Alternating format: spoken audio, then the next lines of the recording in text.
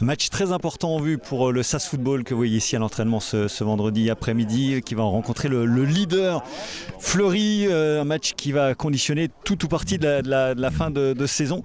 Alors on va commencer avec le capitaine, on voit Fabien Tissot et donc Sébastien Chéret. Bonjour Sébastien. Bonjour. On le disait, match forcément très important, même s'il en restera 13 derrière.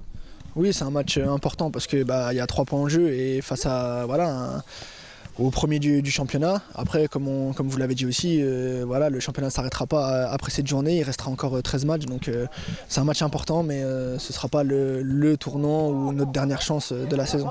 Vous arrivez en confiance après cette belle victoire, solide victoire contre Furiani? Oui, on arrive en confiance. Après, ça fait un petit moment quand même. Depuis avant la trêve déjà, l'équipe a engrangé pas mal de points et a engrangé pas mal de confiance aussi. Donc on est à domicile, on est confiant, on est ambitieux, on est déterminé aussi. Donc j'espère qu'on prendra les 3 points. Vous êtes 4e, ça s'était mal passé pour l'instant à domicile face à Bobigny et Créteil qui vous précèdent. Est-ce qu'il y a eu des enseignements particuliers à tirer de ces matchs-là et de leur façon de les appréhender ? Pas forcément. Après, moi je pense que chaque match est différent, même si c'est des adversaires du top 3. Après, c'est sûr que si on veut prétendre à quelque chose, il faut gagner ces matchs-là. Il faut poser aussi notre empreinte sur le championnat. Et voilà, on n'a pas réussi à le faire face à Créteil et face à Bobigny, on le fera demain. C'est tout le mal qu'on vous souhaite. Bon entraînement. Merci Séba. On se tourne vers le coach Fabien. Bonjour Fabien. Bonjour. Un peu sensiblement la même question. Vous arrivez en confiance face à cette équipe de Fleury?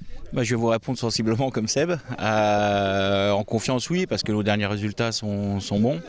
Voilà, on a retrouvé une certaine dynamique depuis début décembre, voire fin novembre. Donc maintenant, c'est à confirmer aussi demain. Avec un groupe un petit peu plus étoffé, vous récupérez quelques joueurs? Je récupère pas mal de joueurs, ça se sent déjà aussi à l'entraînement parce que le nombre est de plus en plus important. Donc on a récupéré aussi Muhammer qui a signé chez nous là, il y a une petite quinzaine de jours. Donc plus des blessés comme Marc Laurent qui reviennent, Soulé qui avait aussi des petits pépins.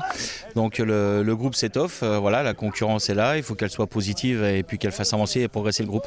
On va vous titiller, je ne suis pas sûr qu'on ait la réponse, mais en général on dit qu'on ne change pas une équipe qui gagne. Vous êtes dans cet état d'esprit-là?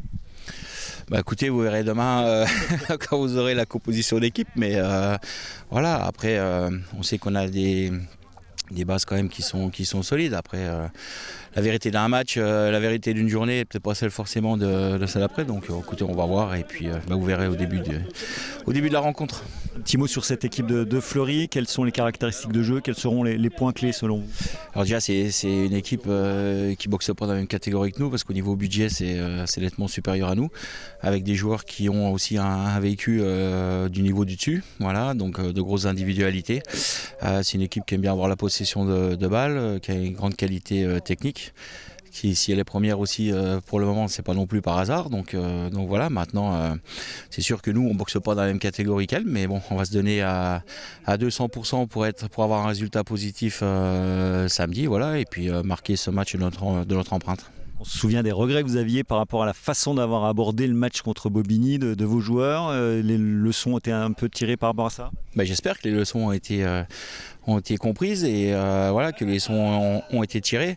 C'est vrai que c'était un petit peu particulier. Maintenant, il fallait être aussi capable de s'adapter aux conditions climatiques et tout. Donc, chose qu'on n'a pas réussi à en faire en début de match. Et puis, on s'est clairement tiré une balle dans le pied.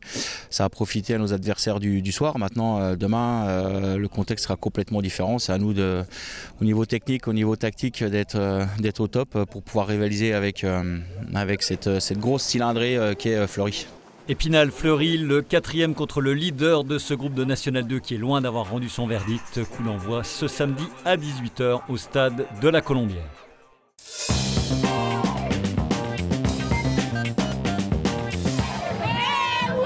Dans le reste de l'actualité sportive du volleyball, avec la dernière journée de la phase régulière d'élite et des matchs à enjeu, leader de leur groupe, les Louves de Saint-Dié accueillent ainsi les Panthères d'Évreux, 4e et dernière équipe qualifiée pour les playoffs. Les points pris ce samedi soir à partir de 19h au Palais Omnisport Joseph Claudel compteront donc pour la seconde phase.